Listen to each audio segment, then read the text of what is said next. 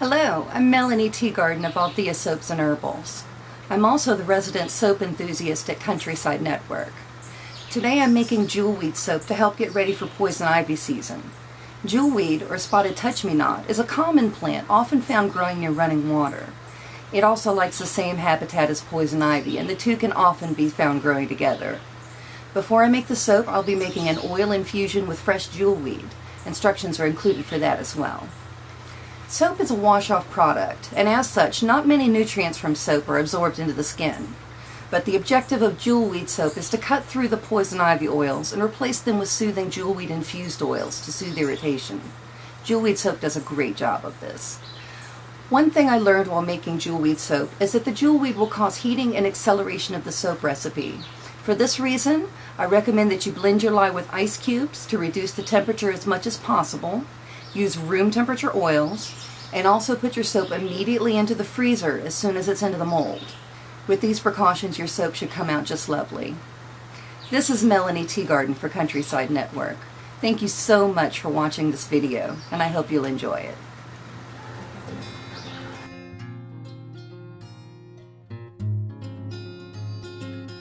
Before we make jewelweed soap, we must make a jewelweed infusion.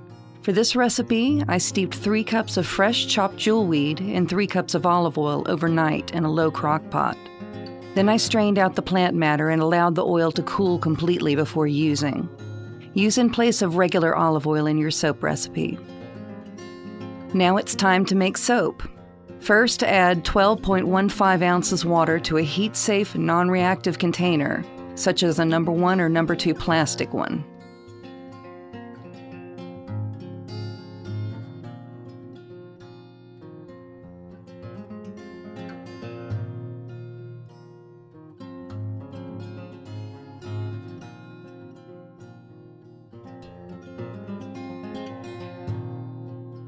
In a separate container, weigh out 4.25 ounces of lye. Lye will stick to moisture, so make sure your container is dry.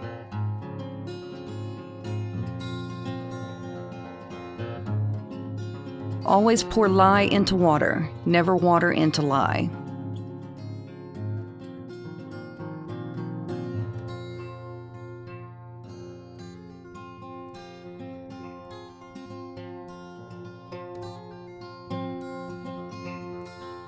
Stir thoroughly without splashing.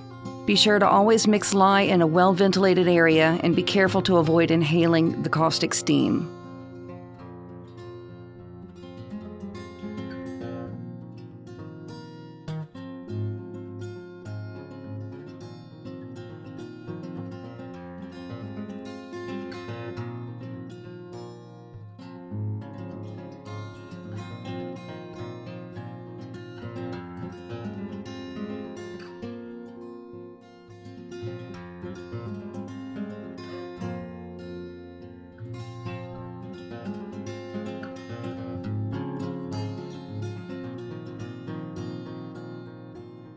I like to weigh out my hard oils first. That way I can heat them together to melt before allowing to cool to room temperature.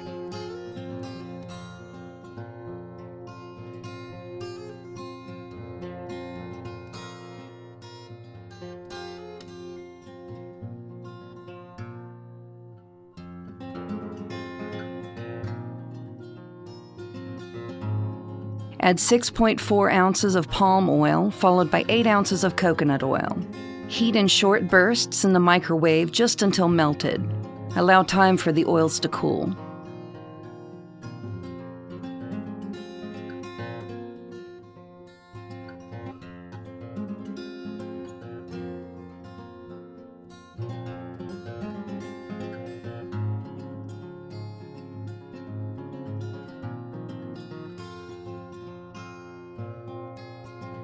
Add a total of 12.8 ounce olive oil, using as much jewelweed infused oil as possible.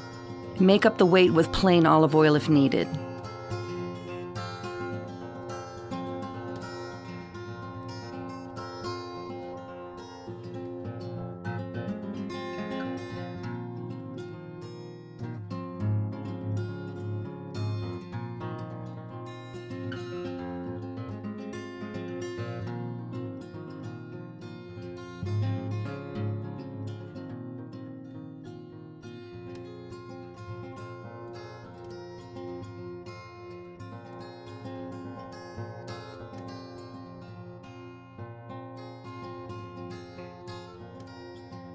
Finally, add 4.8 ounces castor oil to your oils. If you're not comfortable pouring directly into the oils, use a separate container to weigh each oil before adding to the pot.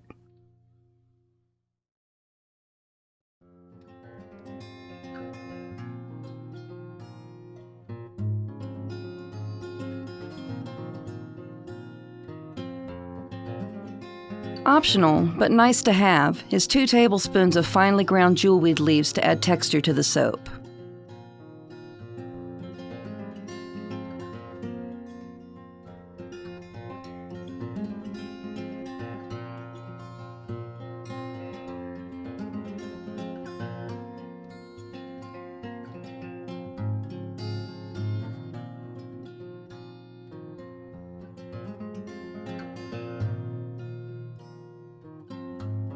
Now it's time to mix oils and lye.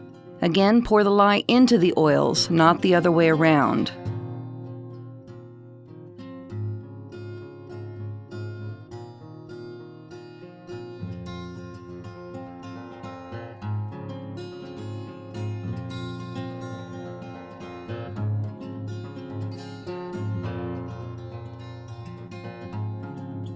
I like to stir well by hand before using the stick blender. It gives me time to observe the soap's behavior. Is it getting warmer? Is it thickening quickly or slowly?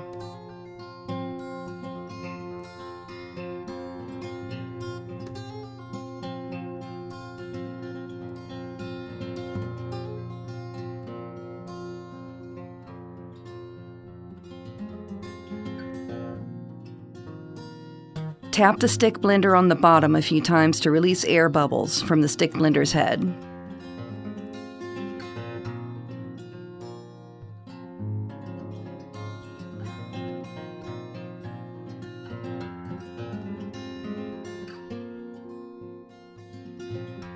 This part of the video is a little bit long because I wanted to show approximately how long it took for me to reach trace in real time. Also, I am using tempered glass in this video for easy viewing. I do not recommend using glass at home. Stainless steel, enamel, or number 1 or number 2 plastic are best. To test for trace, drizzle a thin stream of soap batter into the pot. At thin trace, there will be only the faintest trace of where the soap entered the pot.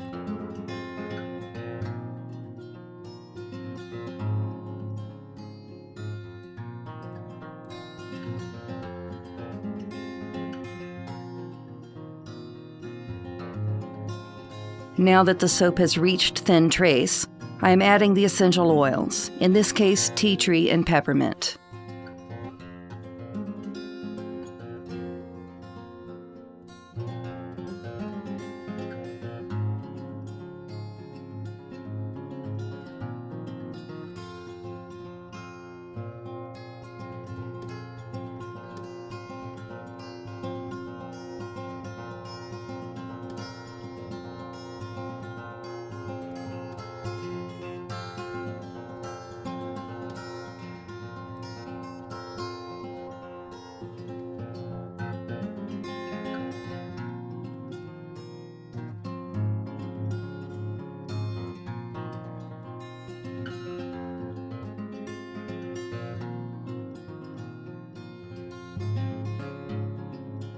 Finally, I will blend once more with the immersion blender until medium trace is reached. Medium trace resembles the consistency of pudding.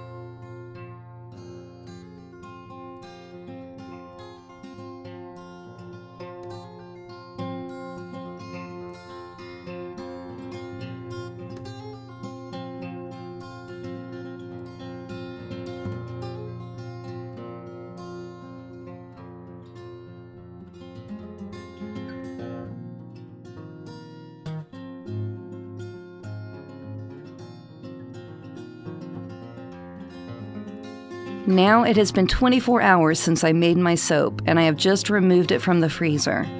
Now it's time to unmold. Go slowly and carefully. Release the sides and turn over to release suction on the bottom of the mold.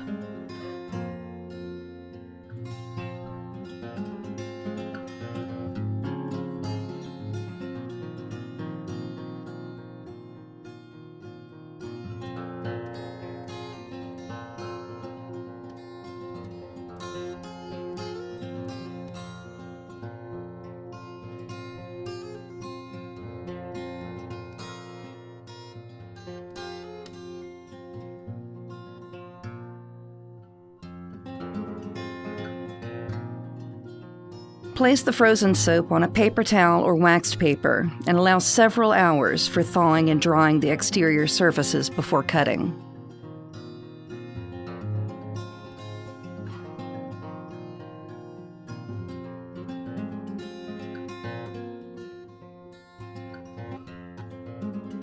Now the Jewelweed soap is thawed, outer surfaces are dry to the touch. Use a long, thin blade, a bread scraper, a cheese slicer, or commercial soap cutter to slice.